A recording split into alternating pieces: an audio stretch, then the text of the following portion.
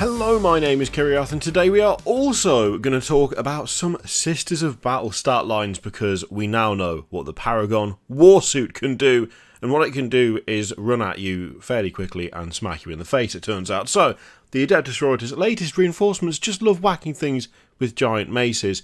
I have to admit, I'm more of a fan of the informational titles that the Warhammer community site used to offer. You can see them like moving through the various degrees of article and list writing things that have been on the internet like for the last however many years. Them having the Warhammer community site, it was a late thing coming. It was something that really should have been around for a lot longer than it was, and it's caught up very fast. But you've got like a microcosm, you've got like a condensed timeline of how articles used to be written, how they were written for a while, and how they will soon be written. It's interesting, but the titles at the moment not quite doing it for me a lot of the time, because they don't actually tell me anything, which is just how the internet works these days. But never mind. Let's take a look at what we've got right here. I mean, that's a very colourful and quite good photo. Very nicely done. How they do the giant chains? That is actually just a giant chain, isn't it, that they've put in there? Anyway, so the Paragon Warsuit. Good lord. So we've got 8 inches of movement, weapon skill 3, ballistic skill 3, strength 5, toughness 5, 4 wounds, 3 attacks, leadership of 8 because Sisters of Battle, and a 2+ save. Pretty meaty there. Quite resilient, but also liable to pack a pretty hefty punch, especially when you when you take into account the fact that each time an attack is allocated, subtract 1 from the damage characteristic of that attack. Words are hard. And they also have some fun weapons. So, of course, got Heavy Bolter. Classic. Can't go wrong with a good Heavy Bolter.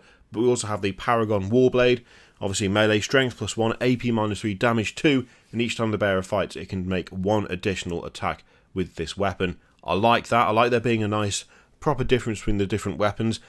The Paragon Warblade is tasty. I mean, you're doing strength 6, thanks to the stat line on the Paragon Warsuit itself, and AP -3 is nothing to sniff at, but there's also the Paragon Warmace, which is strength +4, AP -2, and damage 3. So you're going up to a very, very hefty attack with that. The Warsuit itself is strength 5, so yeah, that's pretty meaty. Although each time an attack is made with this weapon, subtract 1 from that attack's hit roll.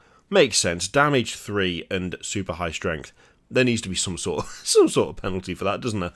I do like that though. I feel like that's an appropriate stat line for what that is. It's pretty. It moves pretty well. It's really tough. I don't think the wounds are too overboard. That seems relatively sensible. It'd be interesting to see how much they cost, to be honest. I think that's going to be the make or break thing for them, isn't it, really? And I still...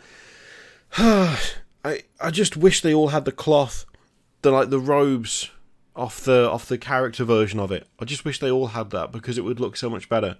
Just make the armors a bit more beefy. Then again, the thing is, I like the idea of these.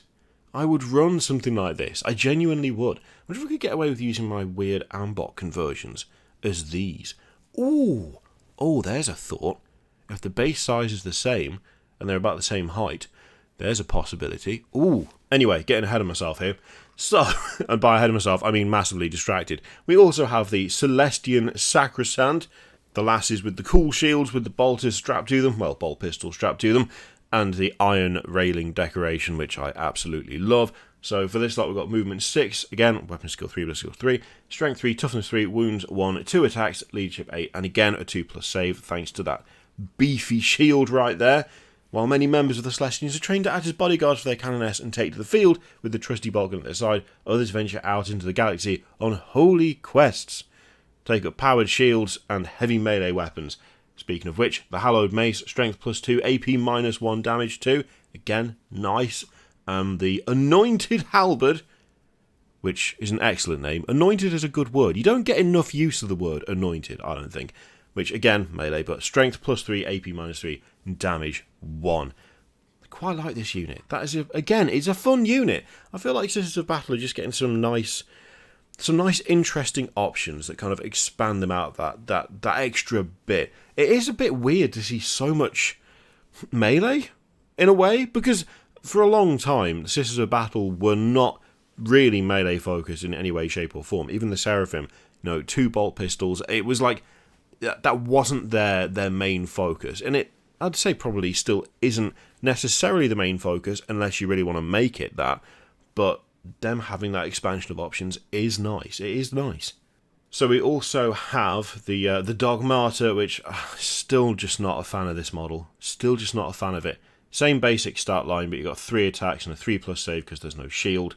4 wounds though. 4 wounds though because she is a character. Looking all right there. You've got the Mace of the Righteous, which is Strength +2 and AP -2 and Damage 2. So nice, even across the board. And Unflinching Determination. You can, in your command phase, you can select one friendly Order core unit within 6 inches of this model. Till the start of your next command phase, that unit has the objective secured ability.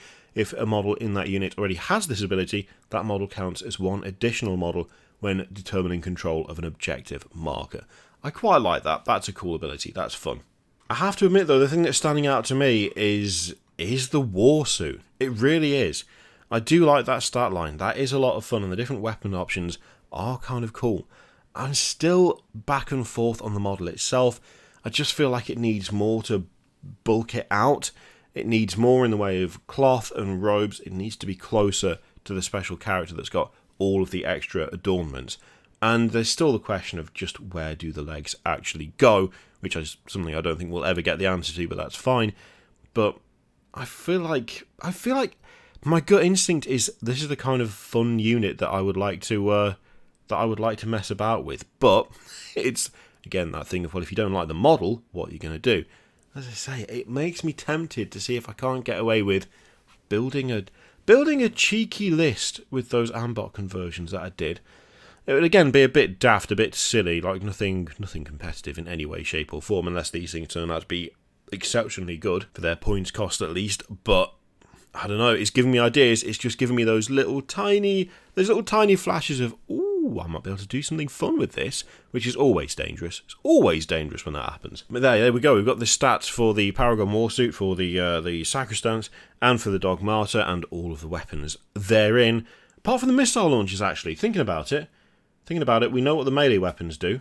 We've got the Warblade and the War Mace there, but I'm not seeing anything for the missiles, so we'll probably have to wait and see what those do. Of course, you can't go wrong with a Heavy Bolter, because a Heavy Bolter is classic and quality. Anyway, what do you reckon of all of that? Tickle your fancy? Not tickle your fancy? One of those things that, again, like me, you're just like, well, they look like they could be fun, but I don't want the model. And if so, what would you do to replace the model? What would you replace it with? Let me know in the comments down below. In the meantime, feel free to click all the things, Patreon, video, subscribe, all that stuff. Click it if you like, don't click if you don't want to. And as always, there's an affiliate link in the description for Element Games, which you can use to support the channel if you'd like. I leave it in your capable hands. Thank you very much for watching. I'll see you next time.